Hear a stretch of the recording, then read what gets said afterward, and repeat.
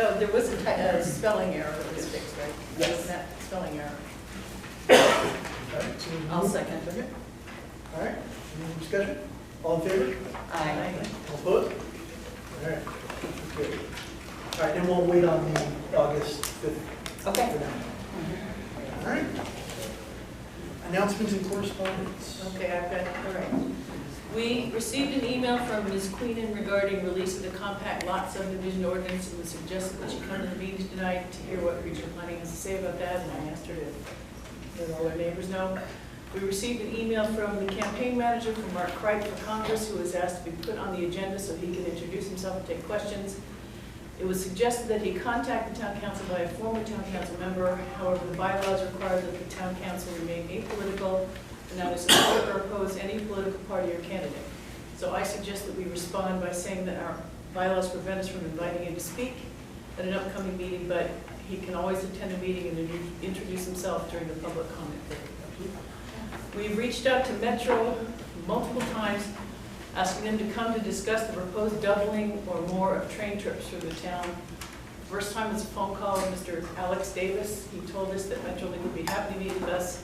Since then, we've sent at least 2 emails to him and he's not answered, so that's still pending. We received a request from Ms. Carson to present the concerns of local water haulers regarding Air Resources Board engine regs. We can put it on the agenda. We received an email from Mr. Kimes, who is the new manager at Thousand Trails. He has asked to meet with the town council to discuss our concerns with the CUP project. As you all know, it is the policy of this town council to not meet with developers and discuss specific projects outside of a public forum. So Mr. Kimes has asked if he would like to be scheduled for an upcoming town council meeting. He's not yet responded. We received a complaint by a resident regarding junk and inoperable vehicles on the neighbor's property, and that there was someone living in an RV in the yard. She was told by regional planning that the shade cloth she has put on her fence to block her view of the unsightly mess is a violation of the CSD. So she has asked that the town council consider this in the CSD revision effort. The county just released 4 draft housing ordinances: supportive housing, which is supportive and interim housing, supporting the homelessness initiatives, compact lot subdivision, supportive housing is different from interim housing, and I'm sure Connie will get this all straight for us later. And then the by right housing. There's also a new policy out about affordable housing preservation. Initial review of these ordinances indicate that at least the compact subdivision ordinance appears to not apply to Acton because we're in a very high fire hazard area, but we should confirm with regional planning. We received responses from the owners of 3 parcels near Antelope Woods asking for our assistance in posting the signs that the Sheriff's Department says needs to be posted to prevent overnight camping. We've reached out to county to find out where and how to get those signs, and once we do, we can help put them up. Some of these property owners are not even in Los Angeles County, so we ought to help them. But now we don't have the signs, so they want us to do it. So Public Works has asked for a conference call to discuss the situation with the Welcome to Acton signs that the Eagle Scout candidate hopes to build. That call will take place tomorrow afternoon. A meeting has been scheduled in Los Angeles for September 19th regarding the upcoming CSD revision. Action slated to go before the board on September 24th, so I'm hoping, I have 2 people who've confirmed that they can go. I hope more can. Antelope Valley residents can try out the Los Angeles County Registrar Recorder's new electronic voting machines during a mock election over the last weekend of September. The voting machines will be available to try from 10 a.m. to 4 p.m. on Saturday, September 28th, and Sunday, September 29th. It will be at 3 locations in Forts Hills, Sun Village, and Lake Los Angeles. I asked the town council to post that announcement on our website. It came from Chuck. We received an email from a resident about mysterious tree plantings in the area of Plantfield and Cattle Creek. Since that time, I have noticed new trees planted along Crown Valley. The ATC has not received any notification about these tree plantings and has no idea who is doing it or who will maintain the trees. So if anyone has information on this issue, please drop us a line so we can reach out to them, because this particular resident is very much in support of that effort. So sort of the mysterious tree planter of Acton. Yeah, and well, I saw another post somewhere, I read it next door to it, somebody also was trying to inquire about who's planting. Yeah, because we don't oppose it, we just don't do anything about it. Yeah. and how they're gonna be maintained, because I don't know that there's water lines out in all these places, but. And we received an email from a resident expressing irritation that a directional realtor sign was removed from Sierra Highway. The ATC's response explained that we have received many complaints that signs along the county highway blocks the driver's sight lines, impedes the visibility of oncoming traffic, and creates traffic hazards. We've also been told by the county that no signs are allowed on the shoulder or in their right-of-way without a permit, and that the permit process precludes signs that pose a driving hazard or risks to drivers. It was clarified that the matter of sign placements on county highways has been discussed at several community meetings over the last 2 years. We've discussed it at length. And particular concerns have been raised when such signs are placed in high-speed roads like Sierra, Escondido, and Soledad.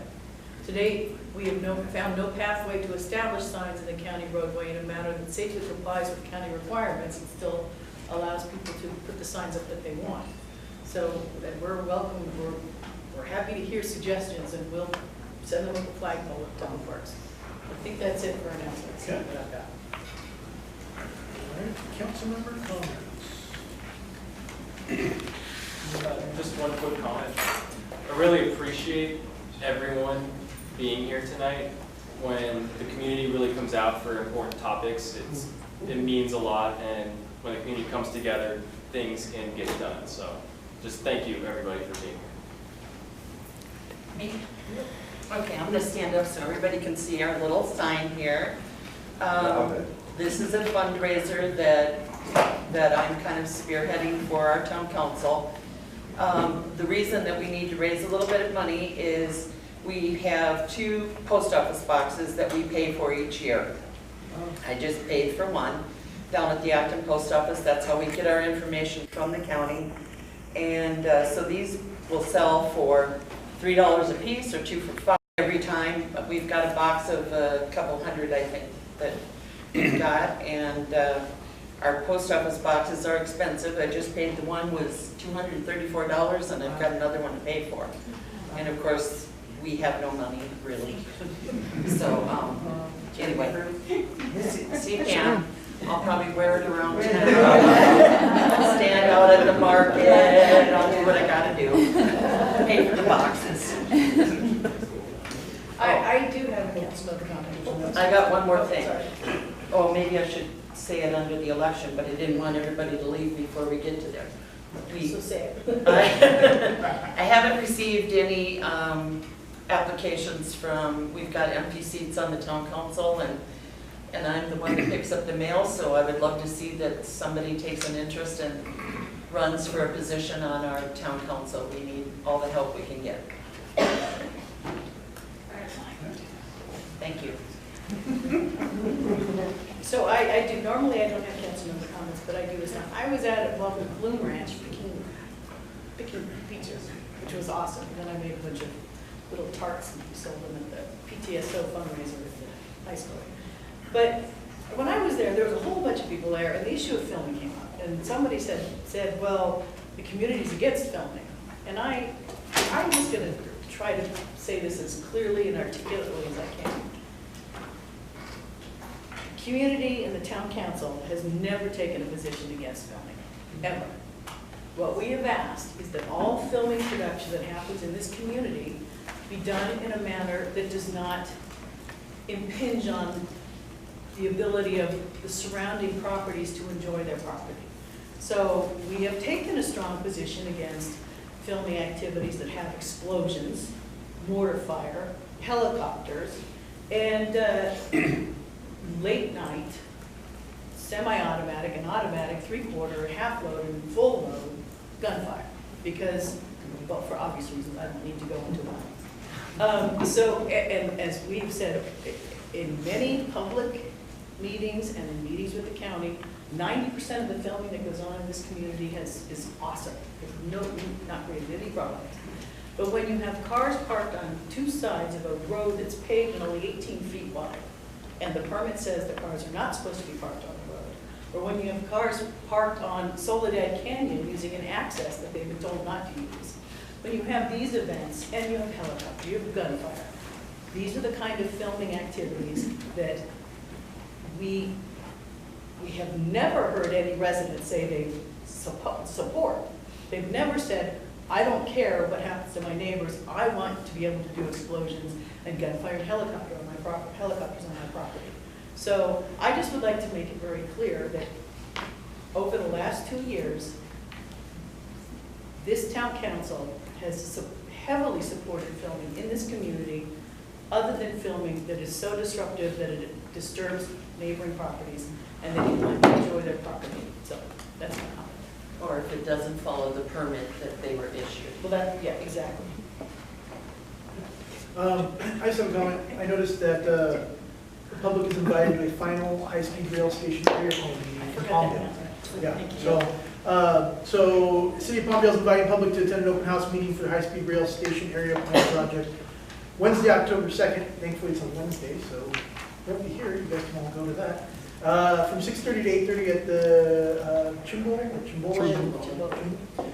Cultural Center, and we'll post this on our site, but I think the underscore is that despite probably a lot of rumors to the contrary, it's not dead yet.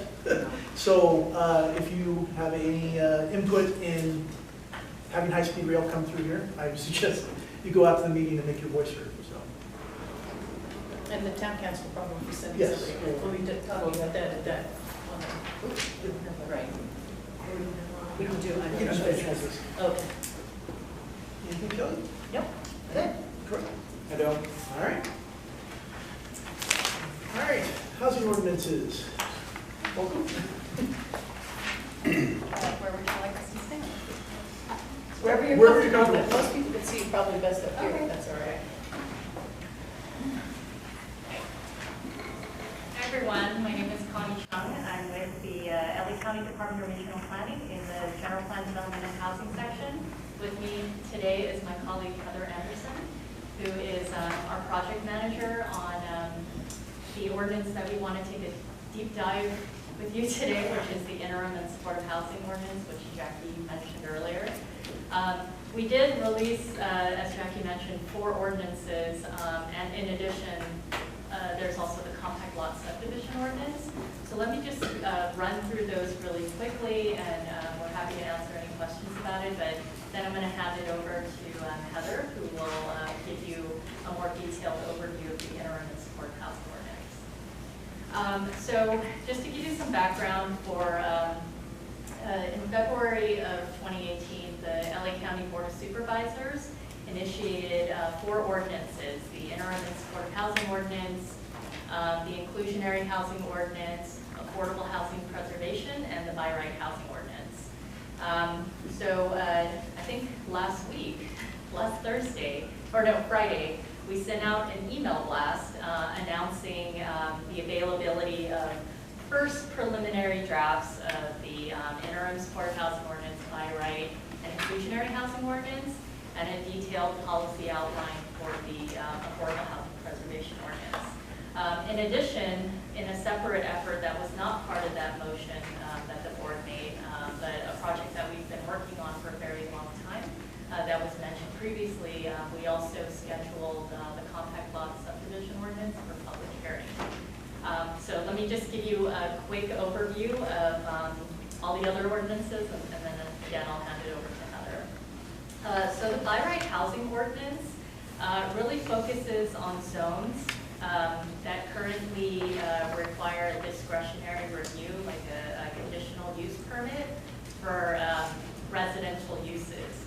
And the focus really is on multifamily, so the types of zones that we're targeting to make housing by right are commercial zones, like the CH zone, C1, C2, C3, CM. CRU?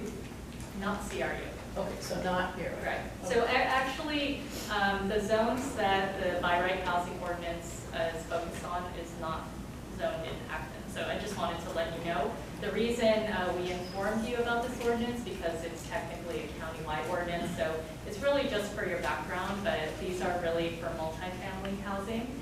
And there is a state law right now called SB 35, if you've heard of it, which basically makes a lot of these housing developments by right today. If someone can come in today can ask for an SB 35 review, and we have to allow it by right if it currently requires a conditional use permit. So in a lot of ways, the by right housing ordinance is a way to make things by right, but on county terms. So on our local terms, we're kind of identifying the most appropriate scenarios that make sense for by right. Well, isn't residential use in CRU allowed by CUP? It is, and we're not touching that. So it's through the the- by right housing ordinance. Okay, all right, so that'll still be an aside. Okay. Yeah, it's, I guess theoretically, someone could ask for it through SB 35, but, there's some requirements that I just know would never happen in Acton, just given the scale of these projects. And we're actually not seeing too many. I think when SB 35 was passed, I think we expected there to be a lot of projects that would come in for SB 35 review, but it's only been a handful, like I want to say 6 over the last year. None of which are in Acton. There's a couple of other things we're doing. We're not just saying, by right everywhere that you allow multifamily housing. We're saying we're only going to allow this outside of very high fire hazard severity zones, outside of our SCAs, outside of hillside management areas, airport influence areas, areas that are not served by public water and public sewer, or is not fronting a highway or public street. So again, this is more of an urban infill strategy, but that's by right in a nutshell. The inclusionary housing ordinance, basically, conceptually, it means that if a developer is developing more than 10 units, that we are requiring developers to include a portion of that to be affordable housing.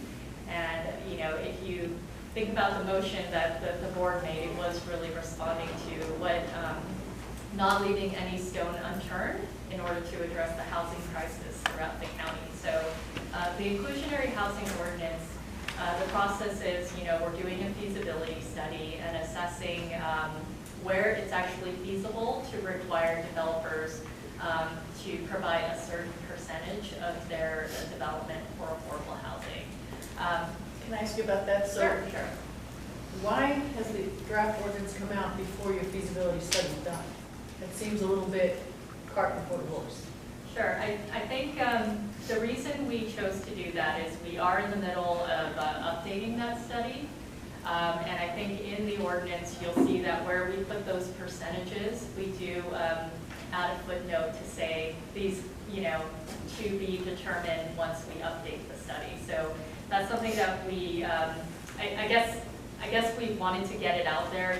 These are, again, first cut preliminary ordinances. We just wanted to give them a face, but we realized that there's still an update to the study. So hopefully that struck the right balance of getting it out there so you can get a sense of what we're working on, but at the same time, we wanted to acknowledge that we're still updating those numbers. So the study that came out before that said no inclusionary housing at all in District 3 because of the mountains and the high fire.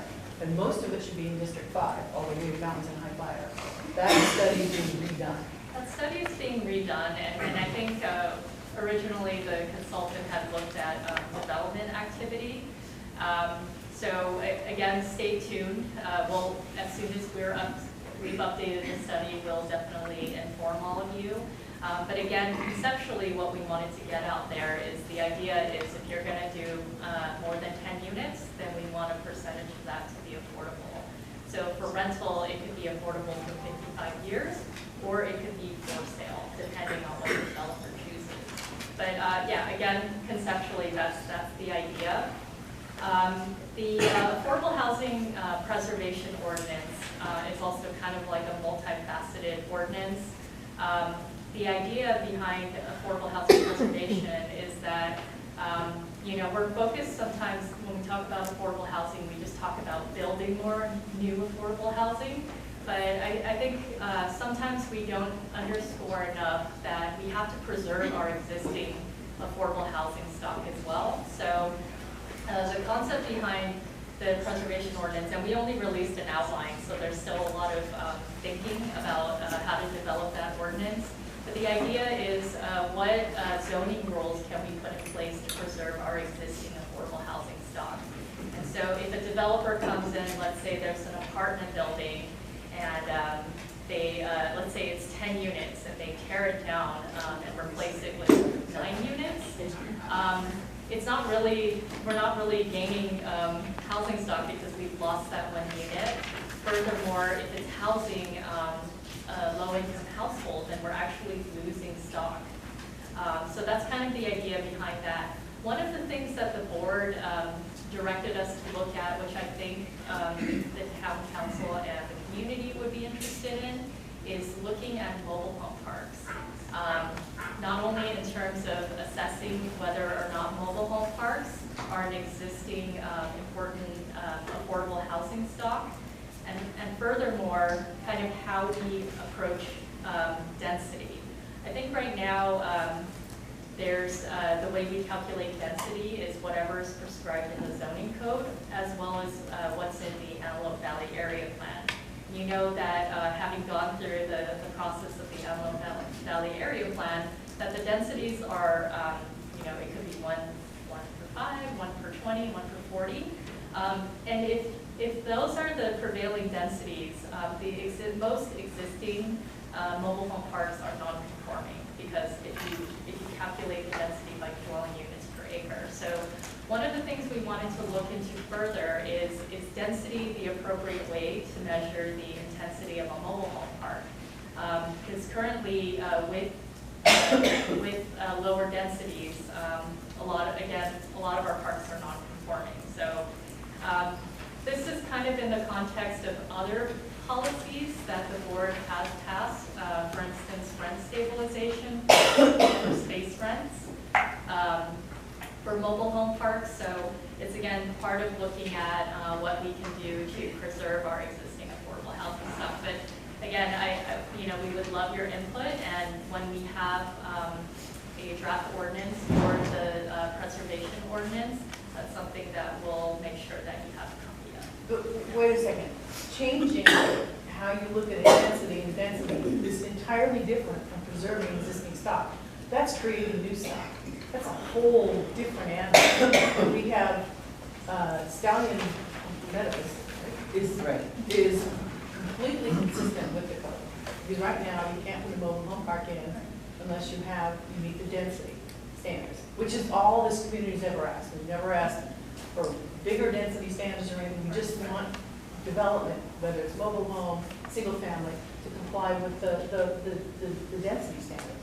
So I personally am very concerned about an idea of let's redefine what intensity means, because that's a whole different, that's for new development coming in. Right. And we don't have, we're already in a situation where we have had 5 different agencies tell this town council and rural communities we alone are responsible for all the contamination in the river. And so when you're talking about now things that will cause even higher concentration of septics on a smaller lot, that's a problem. So. Okay, no, I mean, again, we don't even have the ordinance yet. Right, I That's why appreciate we that. want to hear your input. We want to know if this is a good idea, a bad idea. That's what we want to hear. But there aren't any hard decisions made about, which way we're going to go. So it's very helpful to hear these comments, and we would like to continue to get more input from you. But we wanted to get it out there. That's kind of, it came up as a board motion.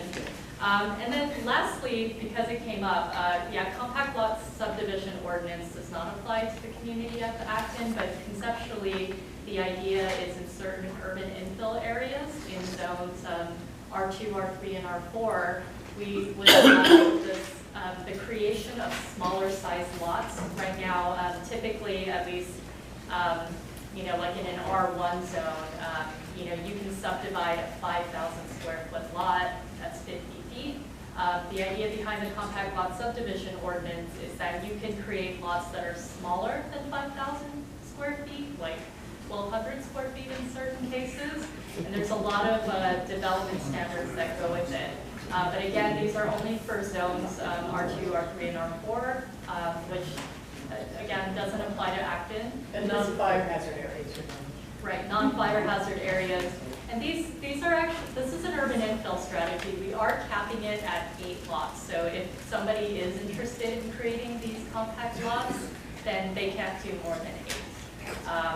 But again, that's just an FYI because it is a county-wide ordinance, and in a lot of ways, housing is a regional issue. So it's good for you to see all the different ways that the county is trying to respond to the housing crisis. And now I want to hand it over to my colleague Heather. She's our project manager for the interim and supportive housing ordinance. And I know there's a lot of questions about what is interim housing, what do we mean by supportive housing, so I'm going to hand it over to Heather. Thank you everyone for inviting us to be a part of tonight's meeting. We're excited. It's kind of an unusual thing for us this time around to have posted preliminary drafts this early before a public hearing. The 4 ordinances won't likely get to public hearing until mid to late 2020. So there's a lot of opportunities for us to discuss these things with you, to continue for us to talk about what we mean when we say interim housing and supportive housing. Interim housing provides short-term stays and various services for people experiencing homelessness until they're connected with permanent housing. And it includes shelters where people stay up to 6 months, no more than 6 months, and transitional housing where people typically stay up to 2 years. Supportive housing is permanent affordable housing that's combined with a comprehensive array of services to help people live independently. And it's created for those folks experiencing homelessness who are considered chronically homeless, who are facing more complex challenges and need more support than people that are experiencing homelessness short-term that might need less services and support. So the ordinance is broken up easily into kind of 3 buckets. One is shelters, another is transitional and supportive housing, and the other is vehicle dwelling. I'm going to discuss the ordinance by those buckets, and I'm going to try to emphasize what will actually impact or what is relevant for Acton, right? Because there are some things that aren't necessarily relevant to you all given the zoning here. So first, we're going to start with shelters. One strategy that we see a lot of jurisdictions using to address homelessness is allowing a property owner to use an existing building to use unused or underutilized space in that building as a shelter. The idea is that there are a lot of community spaces that are underutilized and could be used at night with little to no disruption to the use that happens during the day. The most common of these that we see is a church. So a church might have a meeting room that they want to use to let people sleep in overnight with little disruption to their actual church services, right? That's kind of the most common version of what we call accessory shelter. It's called accessory because it's secondary to the primary use in that building. So the draft ordinance proposes allowing government, faith-based organizations, and nonprofit organizations to establish an accessory shelter on non-residential properties where the government, nonprofit, or faith-based organization either owns the property or is leasing it, or where they would operate the shelter. And as drafted, this would be allowed in agricultural, residential, commercial zones, as well as industrial. In industrial, in the draft, it would require a CUP. No, only for 1.5. The heavier, yes. We have 1 here, so there'll be no CUP here. Right, sorry. And In anybody- one, it would be by right, in the draft. That's correct. We only have 1, and we have a lot of 1 here, so. Okay. So to review, it's who would be allowed. It would be government, nonprofit, or faith-based organizations. What, we're talking about existing buildings with a use, with a primary use, right? We're not talking about an empty building. There's already a use happening there. And where it would be on properties owned or leased by government, nonprofit, or faith-based organizations, or where one of those entities would be operating an accessory shelter. Yes. Because there are many properties owned agricultural and RA, this is relevant to you all. So farm properties. So non-residential, so we're talking where there's not a home. So if there's a single-family or multi-family home on the property, it would not be eligible for an accessory shelter. We have farms here that don't have homes on them, parcels. We have rescue operations that don't have homes on them. Okay. We have probably hundreds and hundreds of acres that would qualify under what the umbrella you're describing. Potentially, if they stuck a shelter up, or some already have shelters. So this is helpful, are you saying that from a place of concern, like you think it's not appropriate? I am not For putting any, businesses. I am not putting any plus or minus on this. I am Okay. pointing out to you that What it would look like per based your on what- description, Right. there are potentially hundreds of acres in this community that would qualify for this use. Okay. Okay. Now, is this ordinance applied for the county administration? For example, are the supervisor would allow to use their meeting room for shelter at night? Yes, absolutely. But we don't- On the property would be eligible for accessory shelter. Would they allow it? Well, it would have to be probably led by one of the supervisors to do it. So, because all of these, right, when we're talking about zoning, we're talking about no one's being required to do anything. It's just if the property owner wants to move forward with it. I have a few more, well, quite a few more things to go through with the ordinance, so do you guys have questions about this particular thing? We can move forward, but I just want to give you the heads up, there's a lot more else to talk about. If it's residential property that does not have a single-family home, but is up for sale, and the owner chooses to allow that, is that acceptable? So that would be, again, for accessory shelter, we're talking about a property that has an existing building and Okay. existing use. No building, only vacant property, Right. up for sale, owner chooses to allow whatever. If there's if the owner is saying, I'm going to build a church, and then the church could have, so it has to be secondary to a primary Okay, well, use. they can't just use vacant property and throw something on it. Well, if they put a mobile home on, sure they could. Yeah. Well, a mobile home would be residential, it has to be non-residential. Okay, so if they threw a mobile home on it, then that becomes residential, and so that's all null and void. Right. Okay, cool. Thank you. Okay, thank you.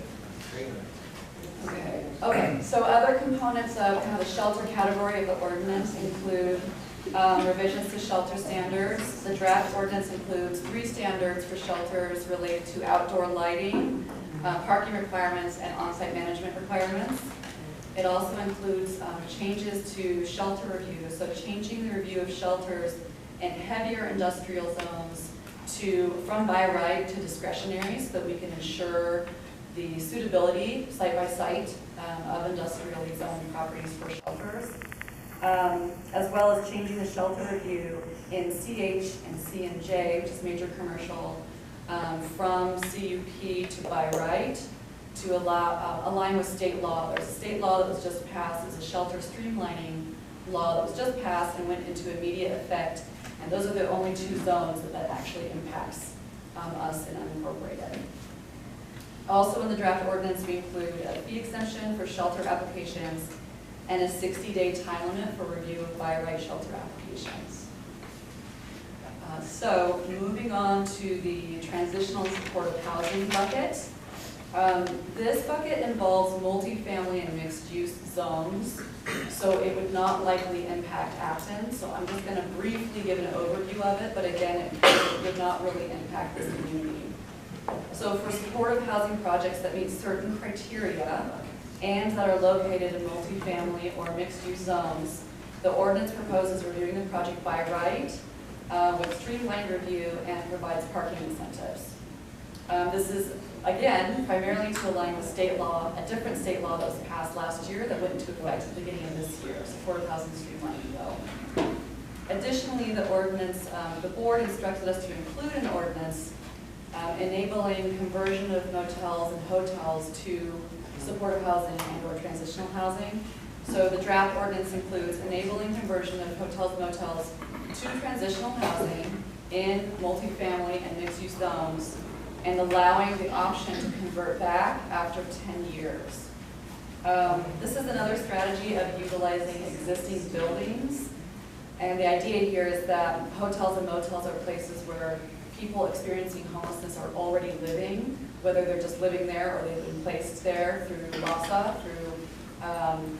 with vouchers. Additionally, the conversion would enable a service provider to come in and provide services for folks living there that would hopefully provide better services and transitioning out of homelessness as opposed to just living in a hotel or motel. Again, neither of those things are really likely to impact Acton. So moving on then to the vehicle dwelling bucket, we are looking at ways to support the county's efforts to address vehicle living. We know that vehicle living is pretty common in a lot of our unincorporated communities, in particular RV dwelling. So safe parking is overnight use of parking spaces in existing parking lots by people living in vehicles. And the idea is it's similar to accessory shelters, where the idea is that when you have an overnight use in a parking lot, it minimally or doesn't really interfere with the primary use on site, right? So if you just have folks coming in, if no one's parked there overnight because the place is open 9 to 5, it's not going to disrupt the primary use on site, which is why we call it accessory safe parking. Currently, safe parking is actually allowed in unincorporated communities in public and privately owned parking lots. So this ordinance, the draft ordinance, will newly impose standards to ensure the safety of occupants of those safe parking lots, and the intent is to mitigate the impact on nearby uses. So standards include things like a limit on hours of operation, requirements for trash receptacles and bathroom access, as well as on-site management. Okay, so in the draft ordinance, safe parking will be allowed on non-residential properties zoned agriculturally, residential, commercial, and industrial. There's one last component of the ordinance to mention as part of this bucket. Currently, there's a 90-day time limit on RV spaces in RV parks, and we're proposing to remove that 90-day limit outside of high fire severity zones.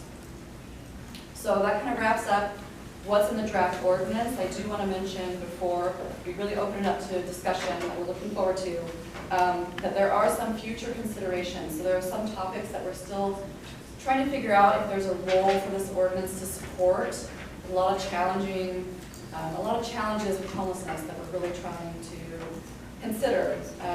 But one thing is we had an open house in Antelope Valley in Jackie Robinson Park to discuss this ordinance months ago to kind of really start the conversation.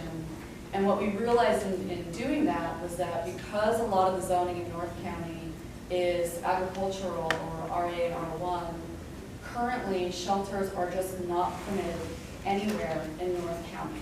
And that's been a challenge, an ongoing challenge for service providers for connecting people that are homeless in North County with that kind of launch pad to transition them out of homelessness. So one thing we're trying to grapple with and consider is there a way to look at large lots only that are zoned A1, A2 to allow shelters, but again with having a minimum lot size. So we're working with our mapping team to kind of look at the sizes of different A1, A2 properties and understand if that's a viable option. Because again, currently in the code, shelters just aren't permitted at all in North County. We've got thousands and thousands of lots that will work for that in the Antelope Valley. How are you guys dealing with or acknowledging like CEQA and all this? Because obviously these are changing impacts to. Definitely. So we are actually, we have gone out, we're finding an EIR consultant to do a full EIR on this ordinance as well as a couple other of our new ordinances because we fully recognize that these impacts need to be reviewed.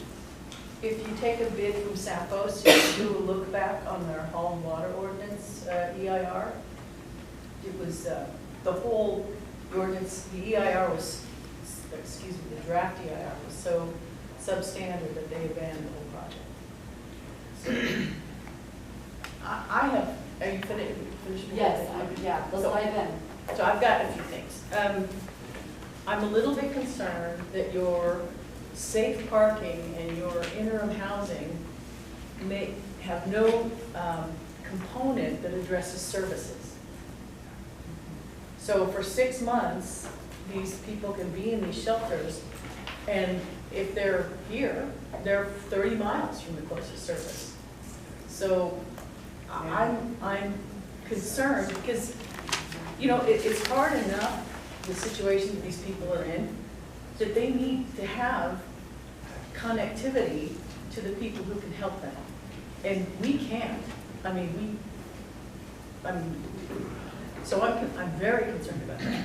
I'm also concerned that, you know, and we've shared some emails on Friday, which I'm very grateful for your response, because I know it was late in the afternoon when I finally got a chance to read it. I was hoping to clarify it for you. Yeah, it did, except for, and it did clarify beautifully, and you've stated that today, buildings, except for nowhere in this ordinance or in anywhere in Title 22 say that a shelter is a building. In fact, under Title 17, a tent is a shelter. So that was what was motivating my question. It's like, what is a shelter? Is it a tent? Because if it's a tent, then, because it is under the code in Title 17. So I ask that you clarify in the ordinance what, you actually not use a word like shelter if you really mean building. Because in Title 22, the definition of building is different from the definition of structure, and now we have a whole other term, shelter. I'm also concerned that the draft ordinance in addressing interim housing says nothing about, it just says nothing about standards for sanitation. Oddly enough, the parking one does, that you have to have restrooms and showers, I think even, right? On the parking bucket, but on the interim housing bucket for the structure, it says nothing about running water or anything. So I was concerned about that. Let's see. What is the idea for the, okay, two things on the parking, which, and I'm not, in asking these questions, I'm not voicing opposition to any of these concepts. I'm just introducing ideas that I think we need to think through before we go much further. On the vehicle living, we already have situations in this community of people on vacant land allowing people, or not even with this project of bringing even to church, unless the church is fully involved in that. I think the best way is to have it in cities where all this support system is very available, rather than even look at, I don't think even Palmdale or Lancaster has that kind of good supportive services that there is in downtown or in the inner city or the valley, etc. So I would urge you to look at what is needed to keep these people in those shelters or in the parking lot or whatever without adding that. Isn't the people that would be inhabiting these shelters or support systems or whatever bucket it's in, these housing ideas really are only open to Section 8 incomes, which brings in a lot of drug use, a lot of crime, a lot of homicide, a lot of transients that do not have the community that is trying to support them at their best interest. And I've seen what Section 8 housing has done to Rosamond in residential areas where buildings and homes exist, residential homes, multi-unit dwellings, and basically, I guess it's the east part of Rosamond going out to Edwards Air Force Base is a ruin. So am I correct in understanding from a brief look at your income levels that you're really only opening up these support systems to Section 8 housing people. It's not, there are some other. There are some others, of course, there's And probably shelter is other not. veterans and things of that Right, sort. shelters But the are- majority of the people that will be inhabiting these shelters and support systems and maybe our county library meeting room are really Section 8 income people who are at extreme risk. And because they are at extreme risk, that means they are drug addicts, they are felons, they have committed crimes, they have mental issues that endanger not only themselves, but the people that try to help them. And I've seen that because my family is involved with veterans with PTSD, and I've seen the tragedies that can come of people that are experienced in handling these things, what happens to them. And now you have all these random shelters and support systems and safe parking, which is a total, incredibly obtuse title to give to that. There's no such thing as safe parking, whether it's on a church parking lot or an industrial parking lot. This just doesn't work that way. And You since know. that, Real quick, there's open seats if anybody wants to come and sit down. I know a lot of folks standing, so. So what I'm saying is that before the county does anything about moving these problems to unincorporated areas, they should fix the problem in metropolitan and urban areas first, instead of moving those problems out to the unincorporated areas, whereas previously said, we don't have any support infrastructure for these people. They're totally on their own. And I'm sure the county is not going to have the personnel, unless it's the National Guard, come in and provide security services.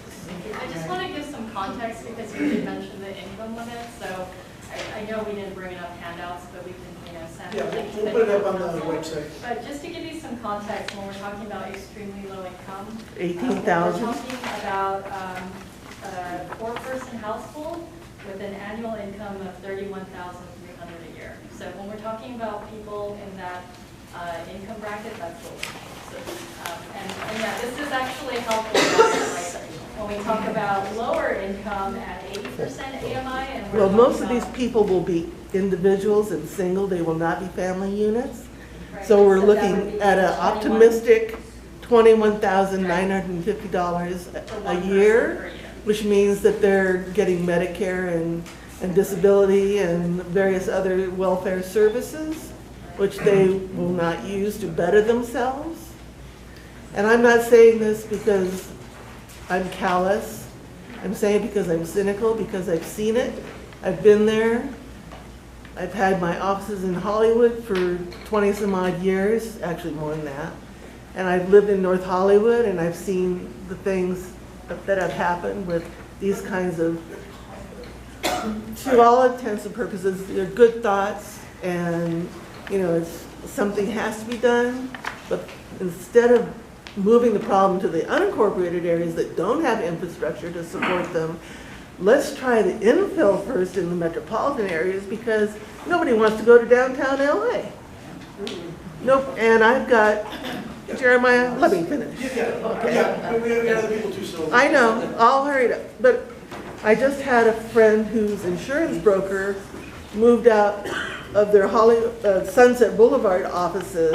I think this might clarify some of this.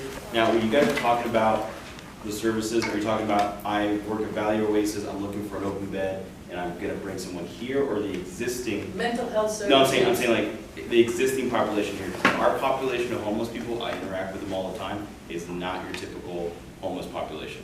These are people that don't want services because they're not near it. They're usually sovereign citizens, a lot of mental issues, survivalists. The ones that do want services are the ones that are more in town, by our AMPM, somewhere where they could access water, bathrooms, and they're the ones that don't take very long for them to realize it's too hot, it's too cold, there's not enough, people giving them change out here, and they work with our services, so we get them, we bring out the services out here, and they get out here quickly. The ones that are up in the hills and stuff, they want to be left alone. They're not going to want to participate in that. So I think what would actually help out a lot of people realize what we're actually dealing with is, are we bringing new homeless population from other areas here, or is it just to benefit the existing homeless population? Because that's two different types of people. Well, given that there are hundreds of parcels that could be used for this purpose. Yeah, there are thousands of people experiencing homelessness in North County right now. So the idea is, from the service provider's perspective, is they don't have places to place people that are out there. But are you So they talking would be about new new people? people, or are you talking about new or existing? Existing. No. He's asking existing in this community. Inactive, So not we will be North bringing- County like Palmdale out and bringing them here, because right now they're not here, because we don't have thousands of people that I know of. But you do have folks in RVs parked in federal. Correct, but not right? that. That's different. Right. But I guess the question is, if there were, You know, we have like 50 acres of industrial zone property. Right. If that was given over to this interim housing, that would be a place where people homeless outside this community would be brought into this community to be housed. The intent is to be able to connect people as close to where they are as possible. As drafted and as the efforts go, it's probably impossible to be able to say there are going to be people that are on the outside in the neighborhood, they have a place where they're going to be. Because it doesn't, ones that are on Medi-Cal, so you know what their healthcare needs are, you know that. So you know their Medicare needs, you know that. So when you're looking at the picture of the people you're talking about, you need to think about the supportive services and the nutritional service, you know, food insecurity, okay, sanitary security. So that's all I'm trying to say. I'm agreeing with everything else, but I'm just trying to underscore that piece, to look at the whole person. If you want to do what's right for the person, do what's right for the whole person, not just the shelter over there.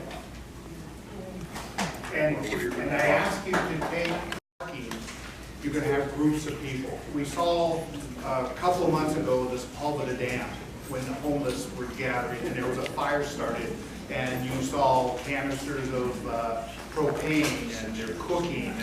And if that happened out here, because we're already faced with, Southern California Edison calls me every other day telling me they're looking to cut off our electricity. Neighbors that lost their fire insurance. The neighbor across from us, their fire insurance went up to $7,000 because we're in the red zone. Yeah, I lost my insurance. Yeah, see, and this is, and so these are the problems we're facing, and we're trying to take care of ourselves. And now I have a group of homeless people, and though I feel sad for them, but the problem is you know, if they are gathering together, they have to eat. If they start a fire, what's going to happen to us? Yeah. Just on a basics level, would you rather be homeless in somewhere you really like or somewhere you don't like? And would you rather have, say, the winter in Buffalo, New York, or in Los Angeles? I've heard statistics thrown out, and I don't have them with me, that 30% of the homeless people in this country live in California. And it's 13% of the population. Where they're getting pushed and drawn here, and they're getting pushed out of down there, out to here. That's what happened to Lancaster and Palmdale. They didn't used to be holes like they are now, okay? And these people are getting pushed out, and I think the people down there are happy to get rid of them. But more and more and more people come and become homeless all the time. I don't know if it's economics or people, immigration, whatever the hell. People are getting pushed around. And, you know, you can make a nice place really bad easily, but you can't make a really bad place nice easily. And if you continue to make this place attractive, they're going to come here, and they're going to make it a hell of a lot less attractive. Okay. Now my dad was a coal miner, so I'm not from a rich background, you know, but I know what people are when they get desperate, and they're going to be desperate. They're going to come out here. If you make it too nice, they're going to come out here, and they're going to continue to come out here, and waves of people can do that. Santa Clarita used to be really nice. It's starting to go downhill a little bit. Lancaster and Palmdale, the same thing. And they do have services. We don't have services out here. We don't have a stoplight in this town. I mean, you know, how many Ubers do you see going up and down the street? You know? So what are these people going to do once they've been homeless out here? Where else are they going to go? And there's no Here had mentioned about, you know, some of the shelters where a lot of people live there who are on drugs and who steal and this, that, and the other thing. I saw that same thing when I lived in Canyon Country, right off from Soledad Canyon, and behind Home Depot there is a homeless shelter there, and there are people who live there who steal from the good people who are there. They also do drugs. They also break into establishments and so on and so forth. And so, you know, that's not a good thing, and we really don't want it in our community. And even, well, anyway, I'll just be quiet. Actually, you know, I have a, Again, you know, we're throwing our initial cut of ideas, but, you know, I don't think it's a choice to not solve a challenge, right? So, again, this is our ordinance. This isn't a state bill that's kind of telling us how statewide, they're using a blanketed approach on how we can address, you know, homelessness and the housing crisis, but we do have to do something. So that's why we really, you know, I love this discussion, and I want to keep having those discussions because, again, this is a regional issue that we need to solve together. well, that's why I'm trying very hard not to be positive or negative, and to give you ideas to. But we totally acknowledge how challenging this issue is. I'm going to walk away with, because I'm confused. Public hearing on this round of housing ordinances isn't Could you until. speak up, please? Yes, definitely. Thank you. The public hearing for this round of housing ordinances isn't until mid to late next year. We're coming in early with a preliminary draft based on feedback so far from community outreach and stakeholder engagement, and the board's direction was kind of the foundation, right? What the board instructed us to really start with. We want to share these ideas with you and hear your feedback and really have a conversation to work on this together. So are you taking notes right now, or? Yes. I'm on the third page of notes.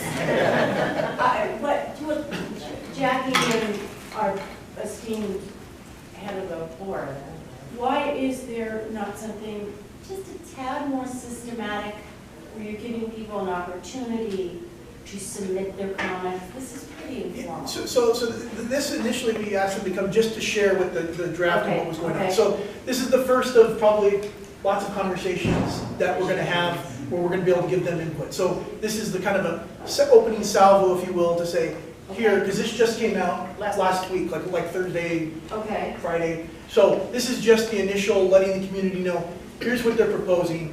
Now everybody, we're going to post it on our website. You guys can go read through it yourselves. All four ordinances, Yeah, policy. there's 4 of them.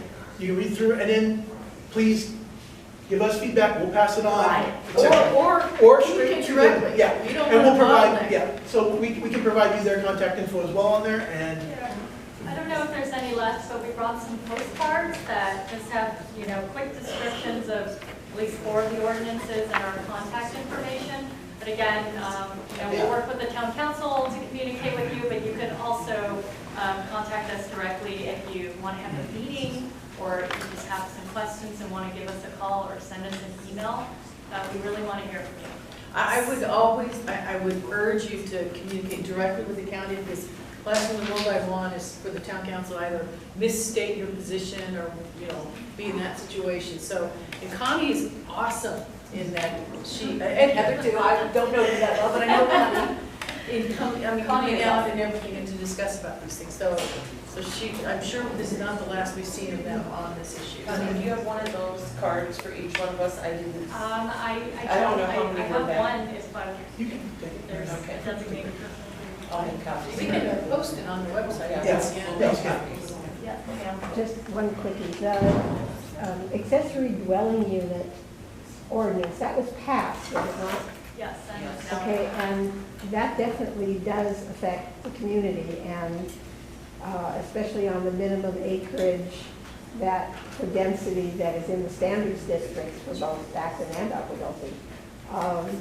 All of a sudden, we've got double density. So is there going to be any move, or are you considering any aspect of that or encouraging people to build another house and double our density? Where does that stand right now? A lot of what's in the ADU ordinance comes straight out of the state law.